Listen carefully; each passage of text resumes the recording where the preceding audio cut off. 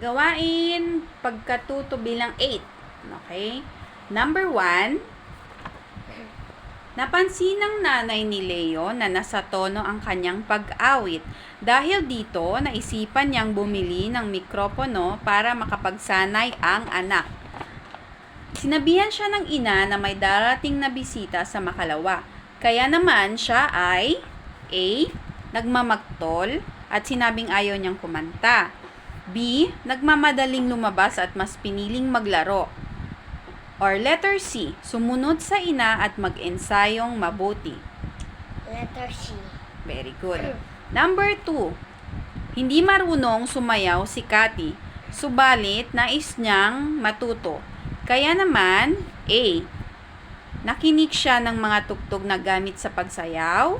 B. Nagpaturo siya sa kapatid na mahusay sumayaw. C. Nagbasa siya ng mga kwento tungkol sa pagsasayaw. A, B, or C? Letter B. Very good. Nagpaturo siya sa kapatid na mahusay sumayaw. So, number 3. Mahusay maglaro ng sports na badminton si Carl. Nais magpaturo ng kaibigan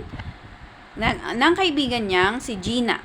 Kaya pinayuhan niya itong A. Tumingin ng larawan sa iba't ibang raketang pambadminton.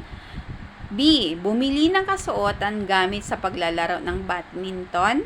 Or C. Sumama at sumali sa kanyang pagsanay araw-araw. Number 3. Number 3. A, B, or C? Letter C. Letter C. So, sumama siya at sumali sa kanyang pagsanay araw-araw. Araw-araw, tama? Number 4. Nahihiyang sumali si Jane sa kompetisyon sa pagbikas ng tula kahit nakabisado naman niya ang pyesa. Natatakot siyang humarap sa maraming tao. Bilang kaibigan, sasabihin mo siyang A. Lakasan ang loob at subukan upang masanay. B. Huwag na ngang lumahok upang hindi mapahiya. Letter C. Magdahilan ng masama ang pakiramdam. A, B, or C? Letter A. Okay. So, lakasan niya ang loob at subukan upang masanay. So, number 5. Iyak ng iyak si Lorenzo. Dahil hindi niya magawang bumasa ng mabilis.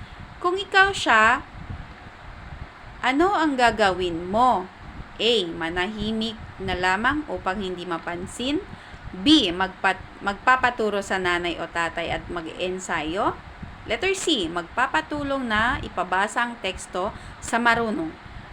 A, B, or C? B. Letter B. Magpapaturo sa nanay at tatay at mag-e-ensayo.